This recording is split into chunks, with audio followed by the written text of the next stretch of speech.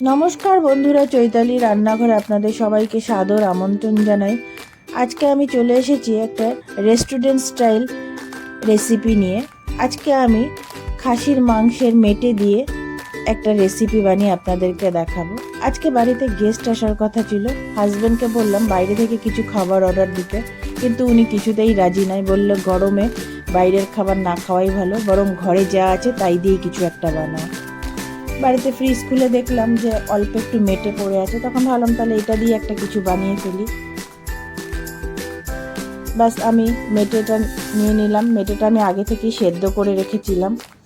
তারপর নিয়েছি আমি একটু পেঁয়াজ কুচি, রসুন কুচি, লঙ্কা কুচি, টমেটো কুচি আর ধনে পাতা নিয়েছি। ধনে পাতার ডাঁটগুলো আমি একটু বেশি নিয়েছি, এতে একটু ভালো স্মেল আসে। তারপরে আমি একটু আলু কুচি করে ভেজে নিয়েছি আগে থেকে কেটে, কারণ যেহেতু আমার মেটেটা পরিমাণে কম, সেই জন্য আমাকে এটা পরিমাণে বাড়াতে হবে। অন্যদিকে আমি ফ্রাই প্যান বসিয়ে দিয়েছিলাম। ফ্রাই প্যানটা গরম হতেই তেল দিয়ে দিয়েছি। তারপর আমি তেলের মধ্যে রসুন কুচিগুলো ছেড়ে দিয়ে একটু ভালো করে সটে করে নিয়ে পেঁয়াজটা দিয়ে দিলাম। দিয়ে পেঁয়াজটা রসুনটা ভালো করে আমি নাড়াচাড়া দিয়ে ভেজে নিচ্ছি, কাঁচা স্মেলটা না যাওয়া পর্যন্ত। তারপর আমি এর মধ্যে একটু পেঁয়াজ পেস্ট আর আদা পেস্ট দিয়েছি। আপনারা চাইলে আদাটা কুচি ঝিরিঝিরি করে কেটেও দিতে পারেন। আমি এখানে পেস্ট করে দিয়েছি।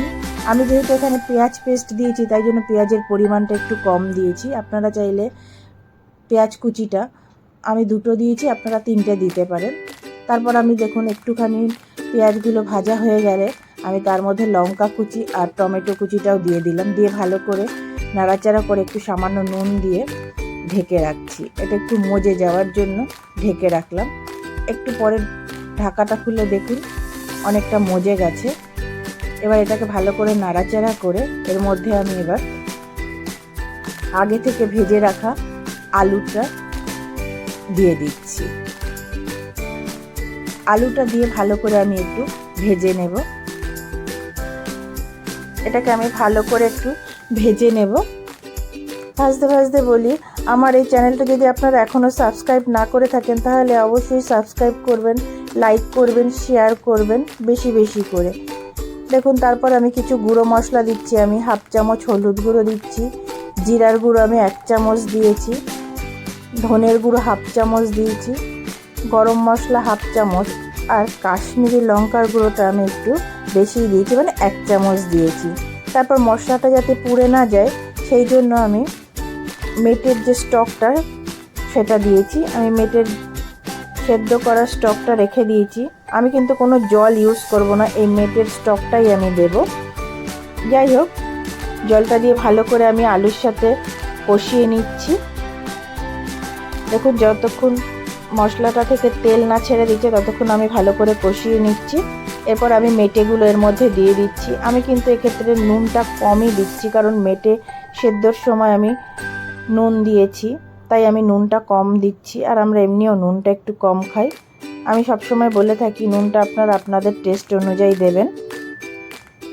দেখুন মশলাটা পুরো কষে গেছে। এবার আমি যে মেটের স্টকটা ছিল সেটা দিয়ে দিলাম।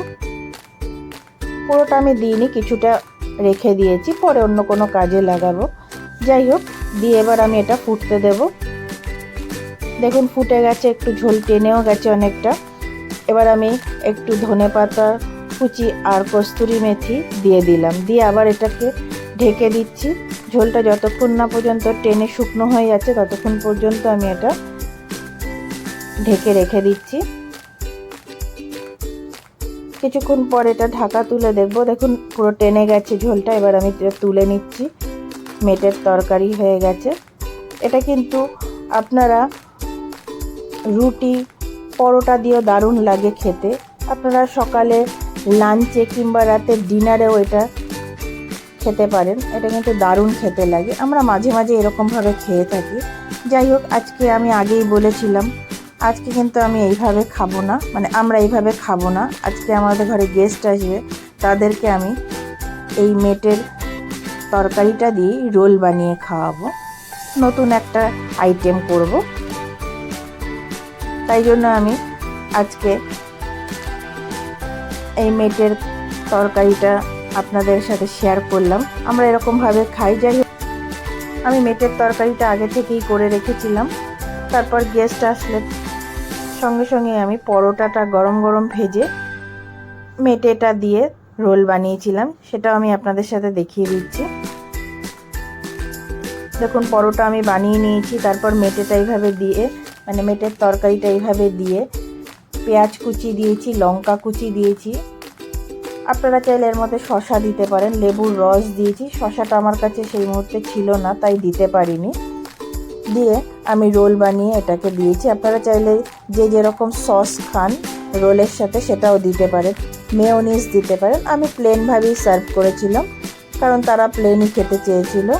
আর আমি প্লেটের পাশে সস দিয়ে দিয়েছিলাম আর পেঁয়াজ আর টমেটো দিয়ে দিয়েছিলাম।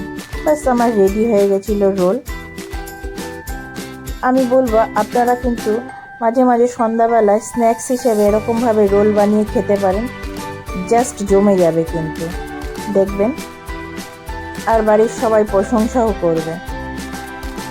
আর বাচ্চাদের তো কথাই নেই, তারা তখন বাইরে খেতে চাইবে না, ঘরেই এই রোল বানিয়ে খেতে চাইবে।